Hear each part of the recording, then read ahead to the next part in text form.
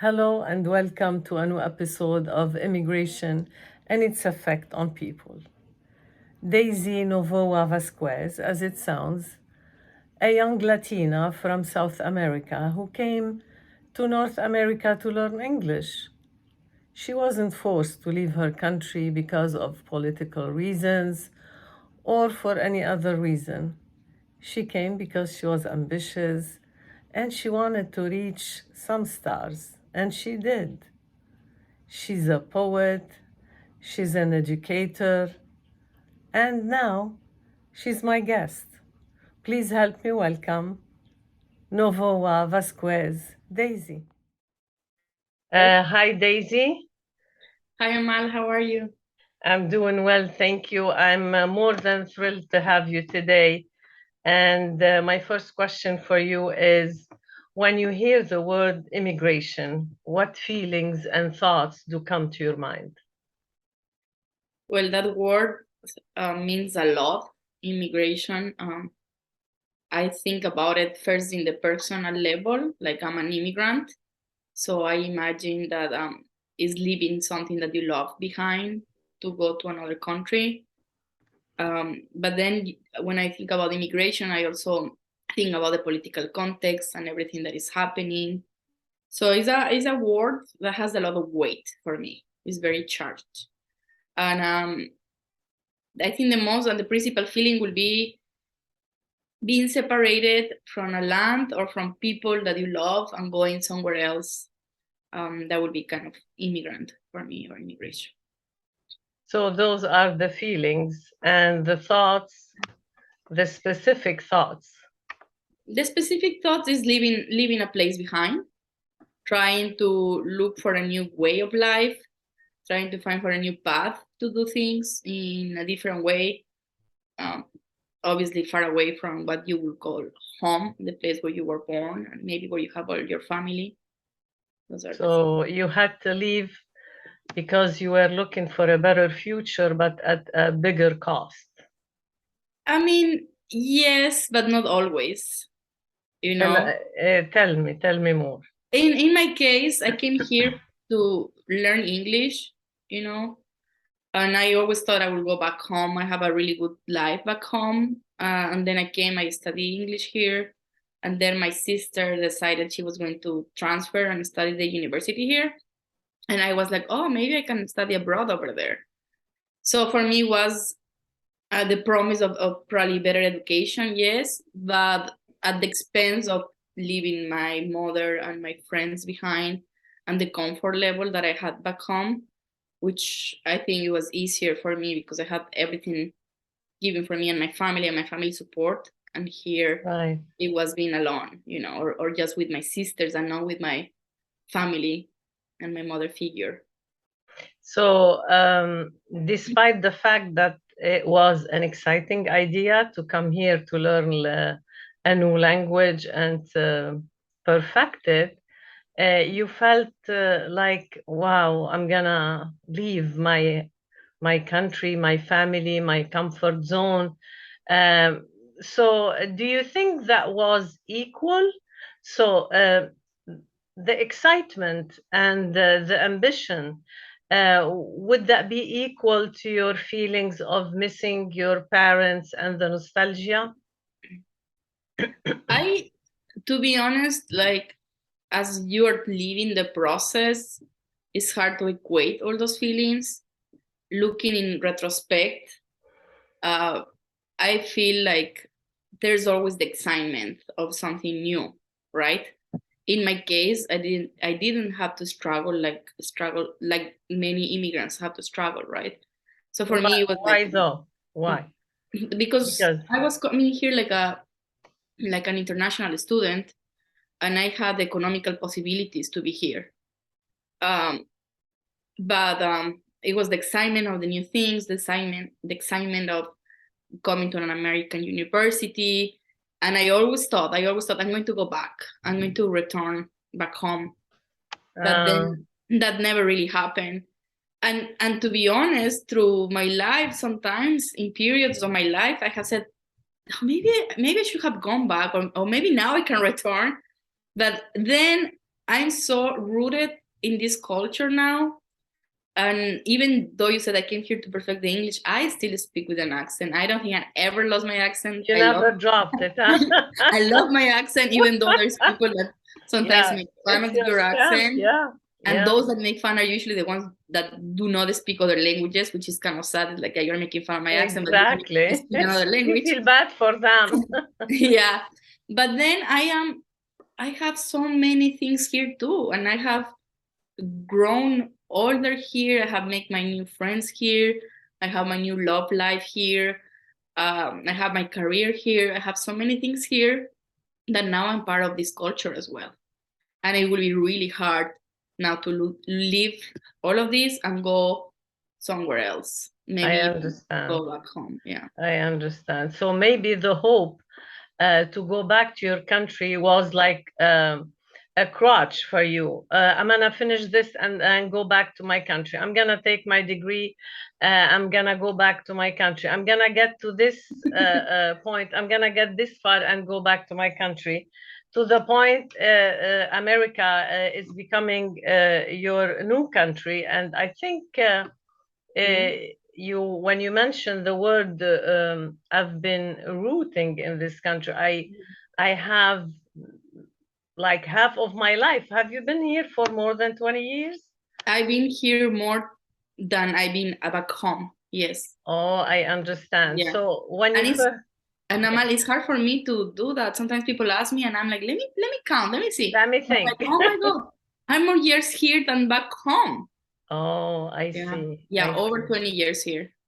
Yeah. So it sounds like you like where you are and what you get to this country.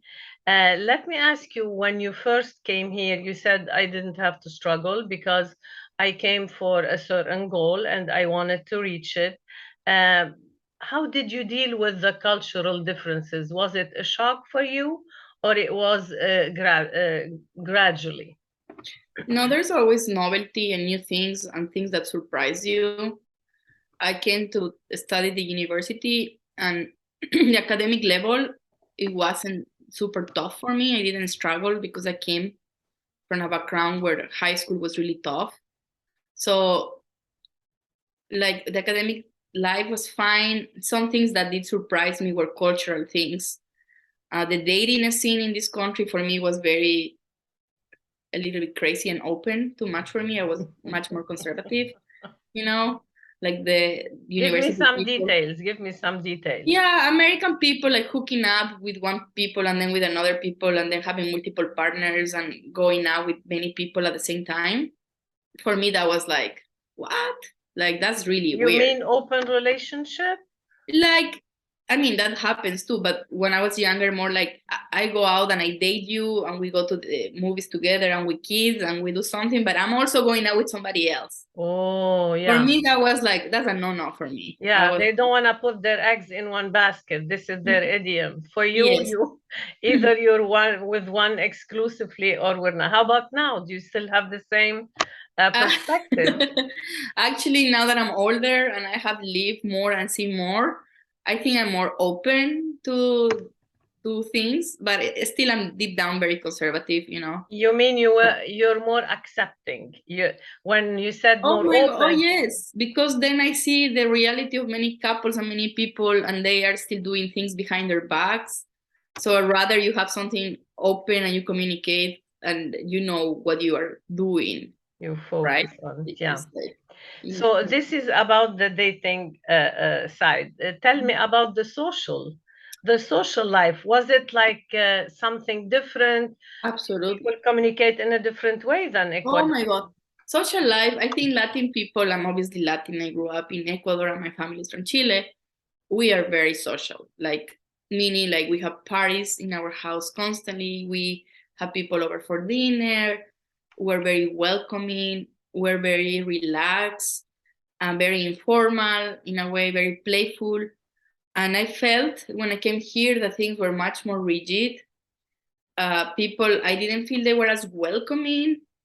I think that if you, for example, I do remember this very well, people inviting you over and telling you that you have to bring things like Exactly. and you have to bring this and I'm like What? I What? have to bring, you're telling me, I mean, obviously I always bring something, but you don't have to tell me that I have to bring this. For me, that was very shocking, Amal. Because back home, like people, especially when you throw a big party or something, people don't bring food or drinks. People, if they bring a present. Yeah, exactly. Yeah. Exactly. Or if you have something smaller, then you say, okay, I'm going to bring something, but you offer. You're not told what to bring. Exactly. The same in Lebanon. Yeah, we have the same culture. Yeah. And I remember going to a wedding, and I remember people had to pay for their drinks at the wedding. I was like, what? Uh-huh. This is crazy. I only seen that once though. But the culture is different. Things are much more expensive here. People work so hard here that now I understand why these things happen. You mean in Ecuador they don't work as hard? No, they work hard, but we don't live to work. Here people live to work. We work to live. So we enjoy Why? life. Why? Yeah, but why do you think? That's really embedded in the American culture. People in this culture, they really measure who they are according to how much they do or pretend to do, Or what they have? or what they have, They and what wanted they to have can it all. achieve. Yes, and they want to be the perfect person, like the perfect coworker, the perfect partner, the perfect sibling, the perfect family man or woman, the Yeah. perfect everything. I think there's a lot of competition They in want to the keep up with the Jones. yeah. I And I don't think know. Maybe nowadays with the Kardashian, I'm not sure. But yeah, but the yeah. old saying is you have to keep up with the Jones. And I Yeah. think I don't think we are like, my back home is not like, I don't think we are perfect, not at all.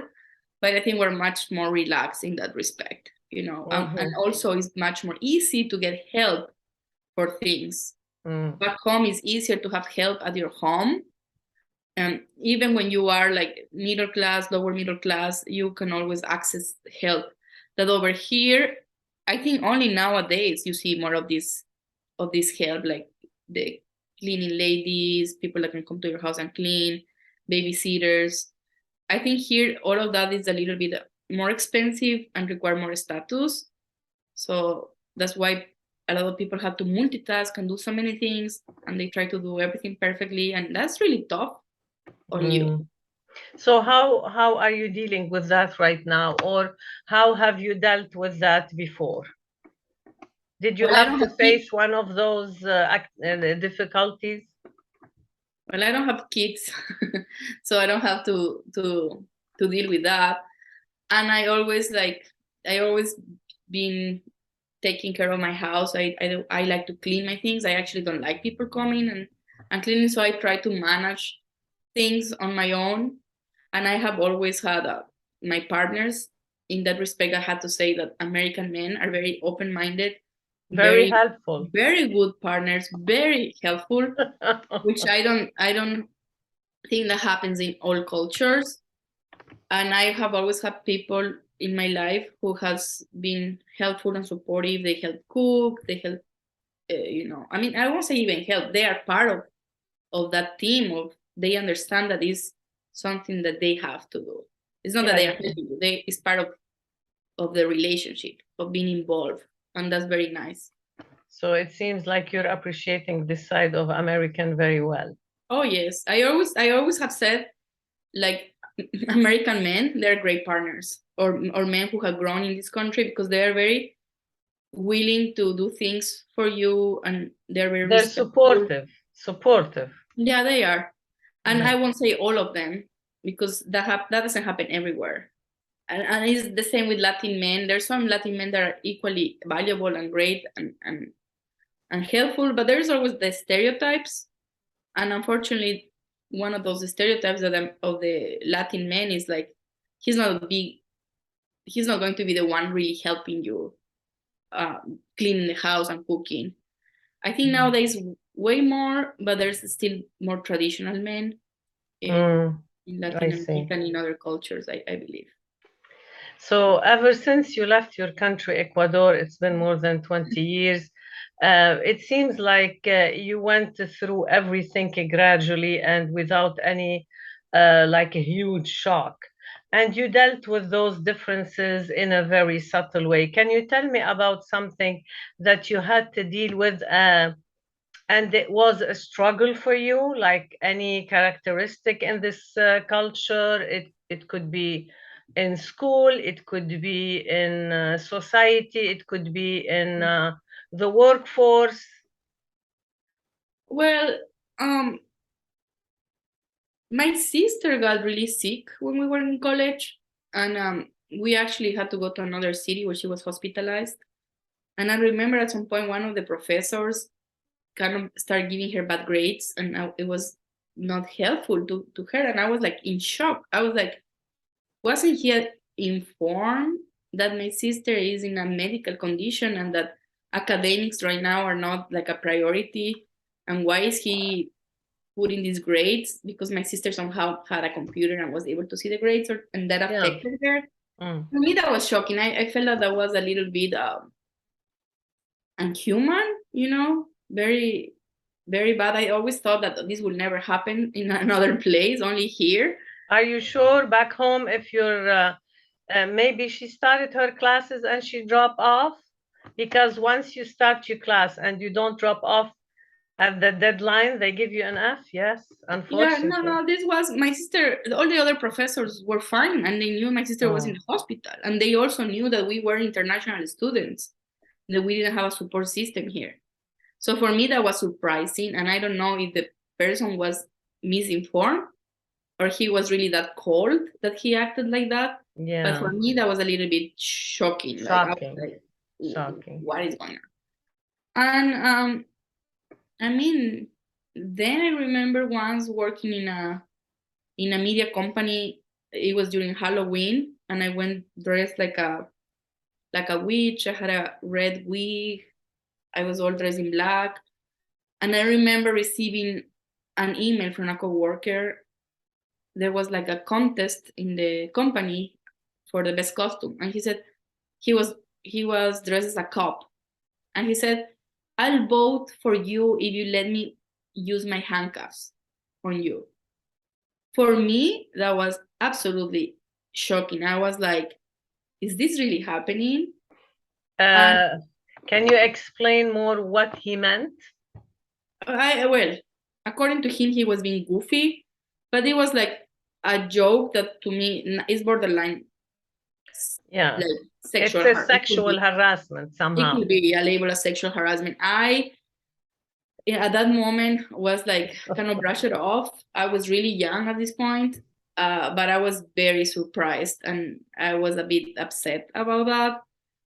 And I I really don't know. I think that was part of his personality. I won't say this is part of the culture, but I think nowadays we know and we understand that all these type of behavior has been very part of this culture and many other cultures. And sometimes I feel like women who are immigrant are more vulnerable to that. They're more targeted. Yeah, I really believe so. Yeah. You mentioned something about American partner. Tell me, how does it look like, the relationship between somebody who's American, who doesn't speak another language, and a foreign lady? How do you feel like the compatibility is easy to find, or you struggle? Oh, I have actually thought a lot about this. I had a few American boyfriends and relationships of a few years, and some of the couples I had, they didn't speak other language. They only spoke English. They were very open-minded. They were very accepting of other cultures. They were really nice.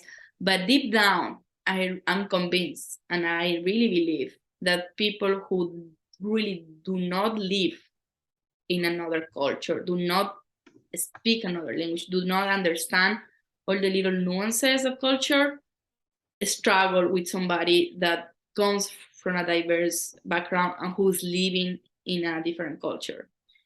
And I feel like some of my relationships fail because of that. My partners didn't speak the language, and even though they were very nice, Intimidated maybe by by you because you have two perceptions of life. You speak two languages. They speak only one, and they've never seen anything but American stuff. So Yeah. seeing you like offering a lot of things, they did maybe a big effort, and you had to explain every single thing. It's exhausting somehow, no? Sometimes yeah, sometimes I think it's tiring, it's exhausting, and only those who are like American but speak another language, or who are also like Bilingual. bicultural, or come from another background, I think is a little bit easier sometimes. Things they are more Absolutely. understanding.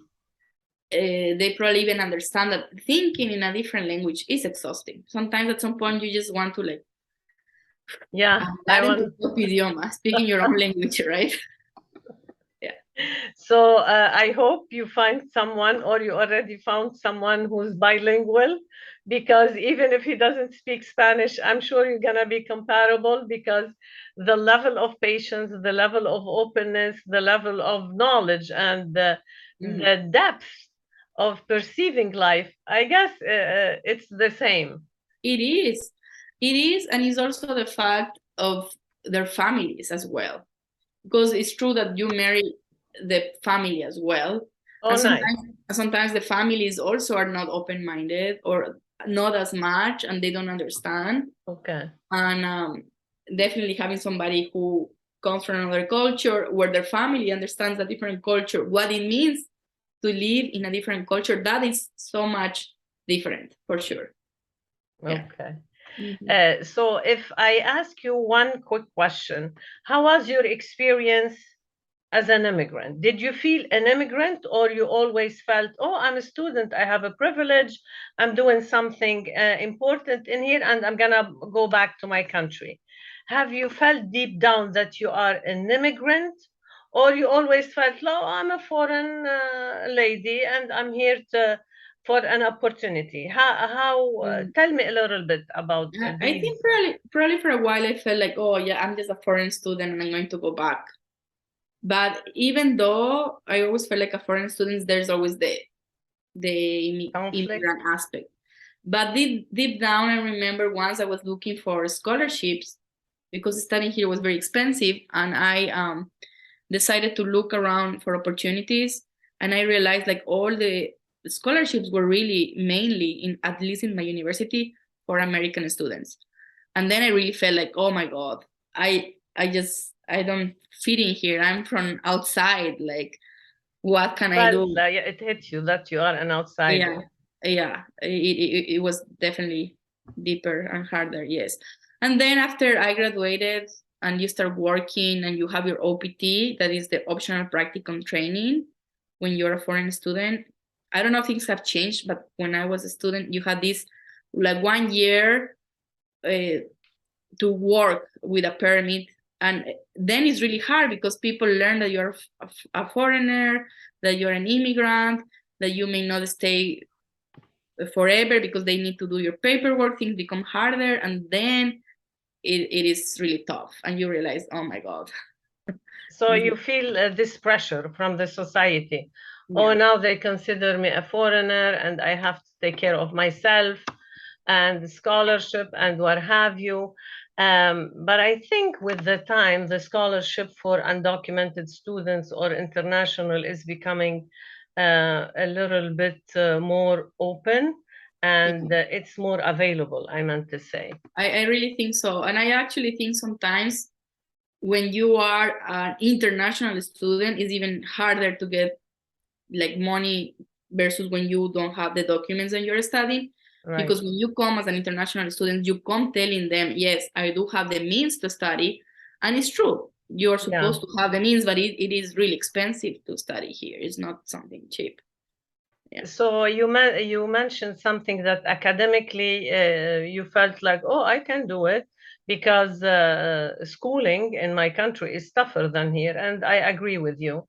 It's the same as in Lebanon. When we come here, oh, we go to the elite schools because we can do it. We used to study hard, and I understand where you come from. So, but with the time, like. Um, with the level of education, did it get tougher, or you found like, oh, this is a different way of learning in here? Yeah, I mean, I continued then after my undergrad, I continued to grad school, and it's definitely, I think, different. I think grad school in the US is fantastic. It's very hands-on. It is also, it makes you think a lot, it makes you be creative, it makes you solve problems. And also it depends on what you study. I have two different, grad education degrees. And for one, I had to do a thesis, and oh my God, I did suffer then. I did have to work so hard, do so much research, do a lot of writing in English. And at some point I was like, what am I doing? This is so hard. Why did I decide to do this? It's like, oh my God, it was tough. And my other degree, I have a master's in education. That one, at the end, you had to sort of do like a whole practicum and put together a whole portfolio of education. And it was a lot of work as well. Right. A lot of time and a lot of doing creative things, of documenting, of making Yeah, I videos. did one of those. I imagine you did that. So, but I do appreciate a lot. Like, I think grad school in this country is definitely very Enriching. sophisticated, enriching, and challenging. Yeah. Yeah. So if you look back to Daisy from Ecuador and Daisy who's American now, what's the difference between the former Daisy and the actual Daisy now? I think I'm much more disciplined with certain things, and I think that's part of the American culture. Like the Latin Daisy, the immigrant Daisy was like maybe running late for things. I have a lot of respect for time now, and I think that's something that comes from this culture, from the The American culture. discipline, yeah. If I tell you I'm going to be there at 5 o'clock, I am there at 5 o'clock. Like, if I tell you, okay, let's meet at this place at this time, I'm going to be there at that place at that time. And that's something that comes from here, and the order, being more orderly for things. I do remember going on vacation back home and being in the shopping mall, for example, or paying or going to pay something, and people not respecting the line and crossing over. Yeah, And they cut you off. that really irritated me. It's like, people, what are you doing? Yeah. So yeah, honestly, we're grateful for this country because we learn a lot and we become better people. So if somebody's immigrating from another country, Mhm. what would you say to them? Would you encourage them? Would you give them some advices? What would you say to them? Well, I will have to say it depends on why are you immigrating. Like, some people have to, they don't have other option. Some people really do it because of economic reasons, health reasons. I will tell them, really look very well what you're leaving behind and what you may be getting.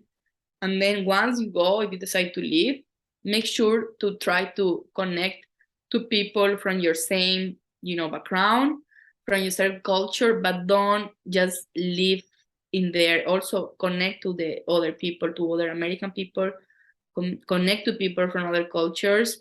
And I will tell to especially young women, like, be mindful of not just finding a partner and trying to make everything in a relationship and try to sustain your life around a person, because I believe that a lot of immigrant women tend to do that, and that's dangerous. You need to have Why do you think so? a network of support, because I've seen it, and I think in at one point maybe I probably did that myself. I had a partner, and for me was my partner and his family were everything, and I didn't probably Consider your priorities. work on really having a good network, a good support network. And I think that's important. It's good to have a partner and all that, but you also have to be committed to your people from your own community, making friends, and having a system that can support you. That if anything happens with your relationship, you're not like suddenly by yourself and devastated. That's a good thing, huh? You have to maintain your connection with your own community and your own culture, Mhm. just in case things fall down. You have Yeah, something to lean on, and you have your support system, at least people who share the same culture and to whom yeah, you can maybe not communicate your problems, but maybe you can share with them what's going on in your life. A quick thing before we thank you for this mhm. short but very informative interview.